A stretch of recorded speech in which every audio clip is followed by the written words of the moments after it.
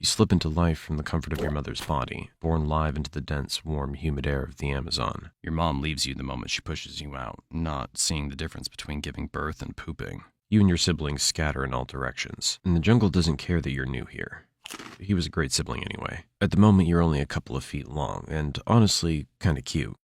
Jaguars, caimans, and even large birds would find a meal like you irresistible, but you know how to disappear. In the river, you blend in with the brown, murky current, slipping unnoticed beneath the surface. It feels almost fun, but playing in the water makes you hungry, so it's time to get serious. Your senses, though still developing, are already sharp enough to pick up movement in the water. You notice a small fish darting by, a perfect target.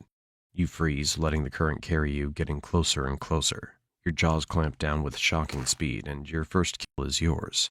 It's a tiny victory, but a victory nonetheless, the first of many. You want to grow fast. Out here, survival is all about getting big, strong, and sneaky.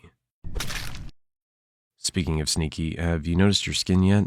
Look at that, a beautifully patterned mix of green and brown, nature's perfect camouflage. Whether you're slinking through the murky water or blending into the dense underbrush, no one can see you coming. You're practically invisible. That's your first real advantage in this wild place. It's not much now, but it'll come in handy once you're ready to hunt something a little more challenging. For now, though, you stick to the basics. You spend your days slithering through the rivers and swamps, mostly keeping to the water where you feel safe. Your eyes and nostrils stay just above the surface as you gently slide through, waiting for an unsuspecting snack to wander a little too close. As you rest just below the surface, you spot a tasty target, a small rodent, foolish enough to venture right up to the water's edge. You wait, patiently, and then you strike with lightning speed, wrapping your coils around it, squeezing tight until it's over. Dinner served. Not bad. You've entered the juvenile phase of your life and things are starting to get interesting. You're bigger now, faster and stronger. And your prey? Well, you've moved up in the world. Small frogs and fish just don't cut it anymore. Now you've got your eyes on something more substantial, like capybaras. Yeah, the world's largest rodents on your menu now. Whew, that was close. But don't get cocky just yet. You're still not the biggest predator out here. There are jaguars, caimans, and other anacondas that would love to make a meal out of you if they get the chance. You gotta stay sharp and use your camouflage to your advantage. Oh wait, it's a caiman basking on the riverbank. It's not huge, probably a juvenile like you, but it's still a risky move. You think about it for a moment, weighing your options. Should you go for it? Could be your first big test as a hunter. Why not? You slink into the water, sliding gently toward the caiman with the grace of a shadow. Your muscles coil, ready to strike, and it wasn't as tough as I thought. That's your first taste of success as a true predator, but let's not get ahead of ourselves. Not every day's a win. There are days when your prey outsmarts you, like that one time you tried to take down a capybara but ended up being dragged halfway across the river before it managed to escape. Yeah, that wasn't your finest moment, but don't worry, no one saw that.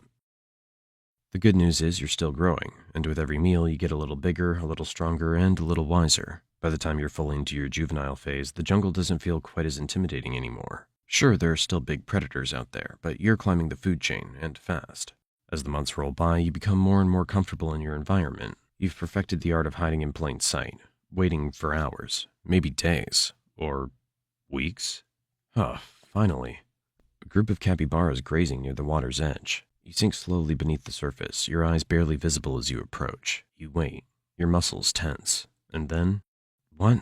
Where did this jerk pop up from? Do you think he'd mind if you asked for just a small bite to curb your hunger?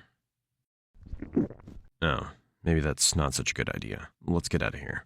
You continue to refine your skills, learning more about your environment and your place in it. You've mastered the art of stealth, using your patterned skin to blend seamlessly into the jungle around you. You've developed a keen sense of smell, allowing you to track prey even through the thickest underbrush. And your body? Pure muscle. At this point, you're no longer just a juvenile anaconda. You're approaching adulthood. You've reached a size that commands respect, or at least some healthy fear from most of the creatures in this territory. At over 15 feet long and still growing, you're a true force to be reckoned with. No more small-time snacks for you. You've graduated to bigger prey. And by bigger, we're talking deer, wild pigs, and even the occasional caiman that dares to cross your path. As you grow, the jungle becomes more crowded, and you need a place to call your own. It's time to search for a territory, a safe space where you can hunt, rest, and hunt. You slither through the dense jungle, exploring every corner, crossing rivers, climbing over fallen logs, and navigating the thick underbrush. You need to find a secluded area, somewhere near water, with plenty of prey but far from other predators. After days of searching, you find the perfect spot, a quiet stretch of river hidden beneath a canopy of trees. The perfect territory. You mark the area with your scent, claiming it as your own. This is where you'll live out the next chapter of your life. And speaking of the next chapter, it's time for something new. Mating. It's not just about survival anymore, now it's about passing on your genes. As mating season arrives, you begin to pick up the scent of a potential mate nearby. You follow the trail, slithering through the thick jungle and dense swamp until you find another anaconda, a female. What a beauty. The courtship begins. It's a slow, winding dance as the two of you coil around each other. For hours, you move together in a mesmerizing spiral until finally the deed is done. The female will carry out your legacy. Several months later, as a female, you find a secluded area to give birth. You don't lay eggs like many other snakes. Instead, you give birth to live young. Between 20 to 40 baby anacondas will enter the world, much like you did years ago. But your job's done. You leave, never to see the offspring, knowing that most of them won't survive their first year. Honestly, there's no real difference between giving birth and pooping for an anaconda. In both cases, you're just pushing something out and leaving it behind. Anyway, let's get back to some fun now. As you grow older and bigger, your body starts to feel the wear and tear of years spent hunting and surviving. You're still strong, there's no doubt about that, but you're not as fast as you once were. The youthful energy that once fueled your every hunt is starting to fade, and you find yourself needing to be a little more strategic with your moves. As you lie submerged in the cool waters of a river, you sense something moving nearby. It's a capybara, casually grazing at the water's edge.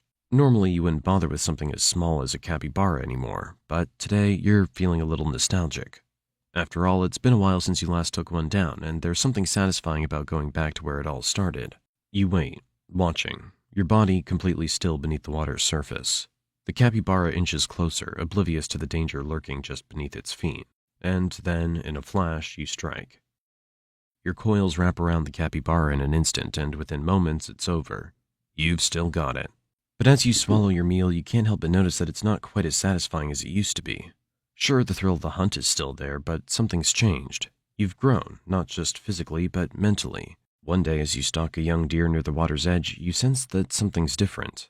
Your muscles coil, ready to strike, but just as you lunge, something goes wrong. The deer senses you at the last second and bolts.